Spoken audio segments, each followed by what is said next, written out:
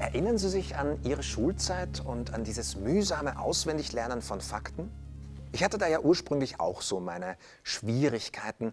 Und als es in der Unterstufe mal so weit mit mir war, dass es an die Knochen ging, kam eines Tages unsere Biolehrerin mit dem hier. Das ist Maxi. Und dann hat sie sowas Ähnliches gesagt zu uns wie: Jungs, wir waren nämlich damals eine reine Bubenklasse, Jungs, der menschliche Körper hat rund 212 Knochen und ich verspreche euch, nach den noch verbleibenden 40 Minuten dieser Unterrichtseinheit werdet ihr alle jeden einzelnen Knochen mir benennen können. 212 Knochen? Wahnsinn. Wie soll denn das gehen? Wir 25 Schüler haben mal gleich zu Beginn den hier gemacht und uns dann sowas gedacht wie: Okay, meine liebe Biolehrerin, Challenge accepted. Du hast unsere volle Aufmerksamkeit. Spannend, wie du das schaffst. Das Ende der Geschichte ist natürlich, sie hat es geschafft. Beziehungsweise wir haben es geschafft. Ich mache jetzt ein ähnliches Bildungsversprechen. In den verbleibenden 3 Minuten werde ich Ihnen die 3 Ds vorstellen, um die es im E-Learning immer wieder geht.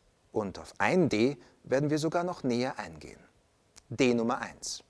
Manche E-Learning-Inhalte finden statt. Sie spielen in einer virtuellen Lernwelt. Das macht Sinn. Das ist praktisch, denn diese Lernwelten sind gleichzeitig ein Lernambiente für die Szenen, die Situationen und Praxisbeispiele. Und wenn das virtuelle Lernambiente auch nahe an meiner Lebensrealität ist, dann brauche ich das gar nicht mal mehr zu übersetzen in meinem Kopf. Also das erste D ist Design, von Lerndesign bis zu Lernmediendesign. Das zweite D ist, ganz klar, Didaktik. Wie man didaktisch E-Learning-Inhalte, Applikationen und Plattformen baut, darum dreht sich mein ganzes Leben, deshalb auch diese E-Learning-Episoden. Wir vertiefen aber heute das dritte D, denn da ist immer noch diese Dramaturgie. Habe ich schon mal erzählt, dass ich in der Grundschule diese Zeichnung von meiner Lehrerin aufgezeichnet bekommen habe? Eine Spannungskurve beschreibt sehr simpel unsere sozialisierte Art, Geschichten zu erzählen. Und für mich gibt es auf dieser Spannungskurve 3 wesentliche Punkte. Den Beginn, das Exposé, den Höhepunkt und den eigentlich noch viel wichtigeren Wendepunkt in der Mitte. Ein Beispiel. Wenn wir hier am Anfang jemanden einladen, etwas zu erleben, wie zum Beispiel wir laden ihn zu einem Training ein, dann wird diese Spannungskurve als Erwartungshaltung automatisch aufgehen. Sie wird entstehen.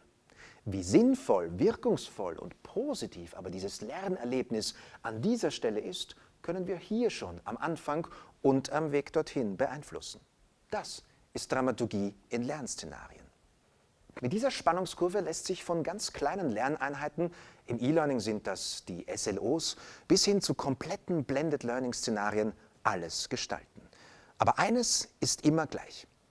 Der Wendepunkt findet in der Herleitung statt. Dort, wo mir klar wird: Hey, ich bin der Held der Geschichte. Ich werde es können. Ich kann es noch nicht, aber ich werde es sein. Das, wozu auch immer dieses Training führt. Wenn ich einmal diesen Weg gegangen bin, kann man mir hier Gipfelbilder zeigen und ich werde mich immer wieder daran erinnern. Persönliche Lerninhalte, meine Mitschriften oder auch die Ergebnisse der Gruppe, das sind die emotionalen Speicher eines Trainings. Und im Idealfall auch die rationale Essenz dessen, was der Lerninhalt für mich bedeutet. Mit dem Seebook ist es uns gelungen, mit einer einzigen E-Learning-Produktion Lerninhalte gleich für 2 Lernprozesse in einem zu schaffen. Durch einen Knopfdruck bestimmt der Lernende adaptiv: Jetzt bin ich in der Performance-Support-Phase und muss schnell was finden, nachschlagen, weiterentwickeln. Ich habe den Wendepunkt schon mal erlebt oder ich brauche eben die Herleitung nochmal. Und am Ende ist sogar das sozial vernetzt Bleiben mit den Freunden im SCORM-Paket direkt im Lerninhalt integriert.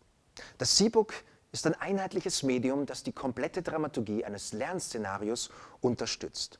Spannend vom ersten Einstieg weg, der hoffentlich auch so spannend ist wie der damals von meiner Biolehrerin. Spannung gestalten?